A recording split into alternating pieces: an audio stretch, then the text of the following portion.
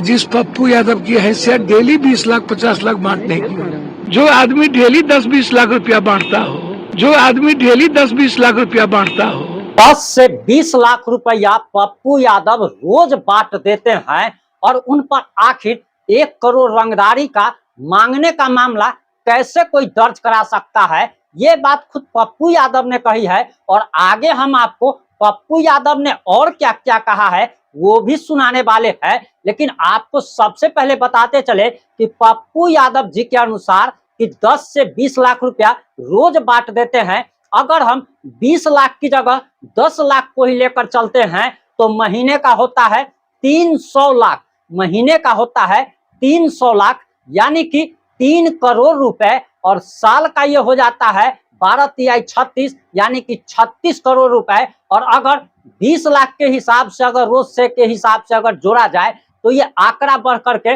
72 करोड़ रुपए का हो जाता है। और जरा सोचने की बात है कि एक सांसद भला जिसकी इनकम आखिर क्या है वो सब जानते हैं, वो व्यक्ति आखिर 36 करोड़ से लेकर 72 करोड़ रुपए आखिर कैसे बांट देता है। अब यह जांच का विषय है और अब भाजपा के नेता और कार्यकर्ता ये मांग कर रहे हैं कि पप्पू यादव के आय की, संपत्ति की जांच की जाए कि आखिर उनके आय का स्रोत क्या है और आखिर वह कितना कमाते हैं, किस रास्ते से कमाते हैं कि 36 करोड़ से लेकर 72 करोड़ तक वह बांट देते हैं। और आगे हम आपको तमाम बातें बताने वाले हैं कि आखिर पप्पू यादव कभी हाथ जोड़ते नजर आते हैं, कभी पैर पकड़ते हुए नजर आ रहे हैं, और कभी कभी तो ये कहते हैं कि मुझे जीने दो, मुझे क्यों मारने पर तुले हुए हो, मेरी क्यों हत्या करना चाहते हो। यानी कि कभी कभी पप्पू यादव इमोशनल कार्ड खेलने लगते हैं, कभी धमकी देने लगते हैं। आखिर पप्पू यादव चाहते क्या हैं? और जब से इन पर FIR दर्ज हुआ है तब से ऐसा लग रहा है कि कभी इमोशनल कार्ड तो कभी धमकी तो कभी कुछ तो कभी कुछ। आखिर सारा माजरा क्या है, 4 से 5 मिनट की रिपोर्ट में हम आपको बताने जा रहे हैं।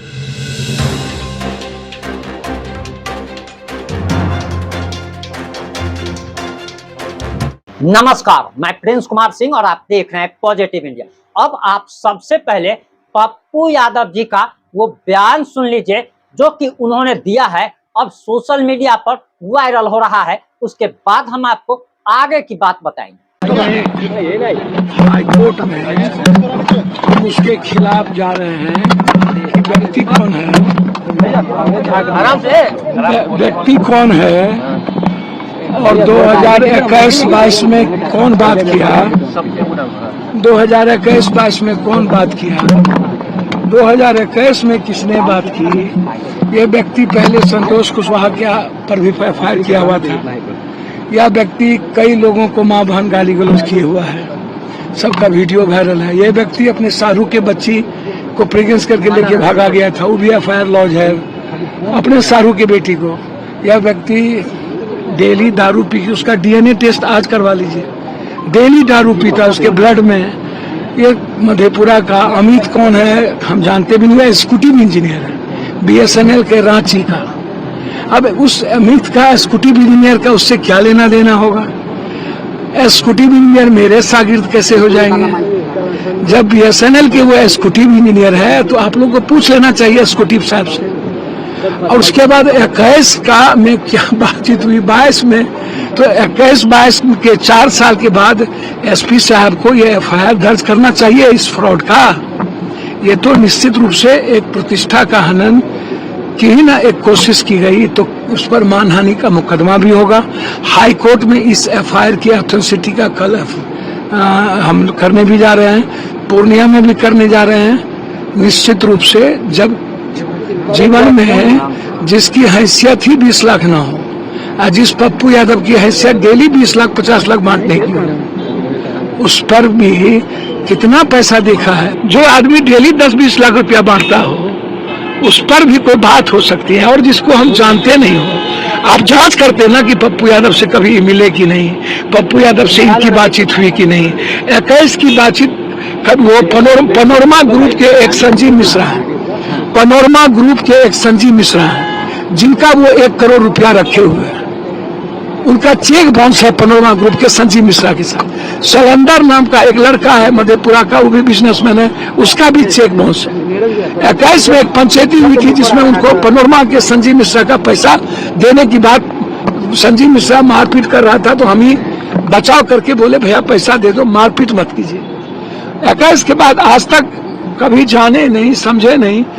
24 में उस दिन कौन अमित उसको क्या फोन किया, एसपी साहब से हम हाथ जोड़ के पूछते हैं और डीआईजी साहब से कह देंगे कोई फलना आदमी आपके कौवा कान लेके चला गया तो आप एफआईआर लॉन्च करिएगा।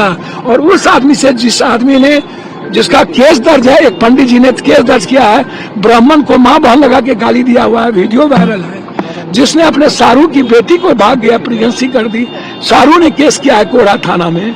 जो लड़की के साथ सिलीगुड़ी में पकड़ाया वो केस है। और उस आदमी के अथॉरिटी जो डेली दारू पीता है, लकड़ी चीरता था मधेपुरा में, कहां से पैसा आया? लकड़ी का वो व्यापारी। तो ऐसे उम्मीद करते हैं कि आपने पप्पू यादव की बात एकदम ध्यान से सुनी होगी। ये बार बार एक बात को दोहराते हैं कि 10 से 20 लाख, 10 से 20 लाख, 10 से 20 लाख हम रोज बांट देते हैं। अब सबसे बड़ी बात है कि अब इन पर आय से अधिक संपत्ति का और इनके आय का क्या स्रोत है उसकी जांच की मांग की जा रही है। और सबसे बड़ी बात तो यह है कि अगर इनकम टैक्स, ईडी या सीबीआई अगर इनकी जांच करने लगेगी तब फिर यह सड़कों पर नंगा नाच शुरू कर देंगे और कहने लगेंगे कि मोदी सरकार इन्हें फंसाने का काम कर रही है, मोदी सरकार विपक्षी दलों के नेताओं पर सिर्फ और सिर्फ कार्रवाई कर रही है। तो अब सवाल ये उठता है कि आखिर पप्पू यादव अपने पैर पर ही कुल्हाड़ी क्यों मार रहे हैं? और सबसे बड़ी बात कि वो कौन लोग हैं, वो कौन लोग हैं जिनको पप्पू यादव रोज 10 से 20 लाख दे रहे हैं? क्योंकि ऐसा तो कोई सूचना आता नहीं है। यही पप्पू यादव है जो कि किसी को 10, 20, 25, 50 हजार रुपया अगर मदद कर देते हैं तो बजाबते उसका वीडियो बनाकर सोशल मीडिया पर टांगा जाता है। 10-20 पत्रकारों को बुलाकर उसका वीडियो बनाया जाता है, 10-20 चैनलों पर वो खबर दिखाई जाती है। तब सबसे बड़ा बात यह है कि वो 10-20 लाख रुपया रोज पाने वाले लोग कौन हैं? और दूसरी बात यह कि पप्पू यादव के आय का क्या स्रोत है? क्या पप्पू यादव बहुत बड़े बिजनेसमैन है? और सबसे बड़ी बात कि इतना पैसा तो अंबानी भी दान नहीं करते जितना दान करने का दावा पप्पू यादव कर रहे हैं। अब खबर ये आ रही है कि अब इनके ऊपर सीबीआई जांच भी हो सकती है, इनकम टैक्स भी जांच कर सकती है, ईडी भी जांच कर सकती है, क्योंकि पप्पू यादव लगातार पिछले 4 से 5 दिनों से, जब से इन पर रंगदारी हत्या मामले में एफआईआर दर्ज हुई है, एक फर्नीचर व्यवसायी ने 1 करोड़ रुपया रंगदारी मांगने का आरोप लगाते हुए एफआईआर दर्ज कराई है। और उसी फर्नीचर व्यवसायी ने यह आरोप लगाया है कि 1 करोड़ रुपया नहीं देने पर जान से मार देने की धमकी देने का आरोप, पूर्णिया छुड़वा देने का आरोप लगाया गया है। तब सबसे बड़ी बात यह है कि पप्पू यादव खुद कह रहे हैं कि यह मामला 2021 से लेकर 2024 तक का है। अब जरा यह भी सोचने की बात है कि जिस फर्नीचर व्यवसायी ने आरोप लगाया है उसने अपने एफआईआर में साल 2021 का भी जिक्र किया है। तो अब ये भी बात जरा सोचिए, और खुद कोई भी आदमी सोच सकता है कि अगर 2021 से ही पप्पू यादव लगातार उससे अगर रंगदारी मांग रहे थे तो साल 2024 में एफआईआर यानी कि 3 साल के बाद एफआईआर दर्ज कराने की क्या जरूरत पड़ गई? अगर पप्पू यादव साल 2021 में, साल 2022 में उस व्यवसायी से उन्होंने रंगदारी मांगी तो कहीं ना कहीं उसे उसी समय एफआईआर दर्ज करानी चाहिए थी।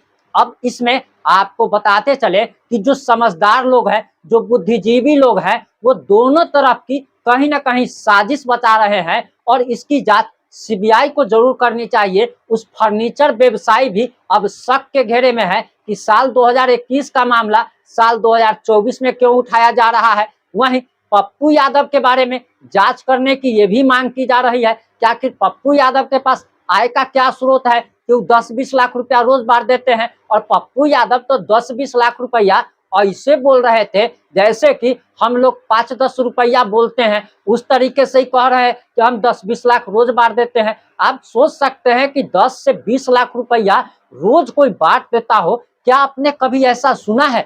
ऐसा तो हमने राजा कर्ण थे, उनके बाद ये अगर कोई सबसे बड़ा दानी अगर कोई आए हैं तो उनका नाम पप्पू यादव है। और इन सारे मुद्दों पर आपकी क्या प्रतिक्रिया है, अपनी प्रतिक्रिया जरूर दीजिएगा। वहीं पप्पू यादव तेजस्वी यादव पर भी आरोप लगाते हुए दिखे। अब जरा ये भी सोचने की बात है कि 4 दिन पहले तक ये तेजस्वी यादव को कह रहे थे कि पीठ में छुरा घोंपने का काम किया, जीतने के बाद ये तेजस्वी यादव की तारीफ करने लगे थे, और जैसे ही FIR दर्ज हुआ है फिर ये तेजस्वी यादव का विरोध करने लगे हैं। यानी कि पप्पू यादव को ये पता नहीं है और ये इनका स्टैंड ही क्लियर नहीं है ये किस तरफ है। ये मतलब आप कह सकते हैं कि दोनों तरफ रह करके फील्डिंग करना चाहते हैं, कभी तेजस्वी यादव की तारीफ, कभी उसकी बुराई, तो कभी उसकी खिंचाई। और सबसे बड़ी बात की जब इसमें यह खबर है कि इनकी जांच CBI और ED भी कर सकती है। सारे मुद्दों पर आपकी क्या प्रतिक्रिया है, अपनी प्रतिक्रिया जरूर दीजिएगा। जुड़े रहे हमारे साथ। जय हिंद, जय भारत।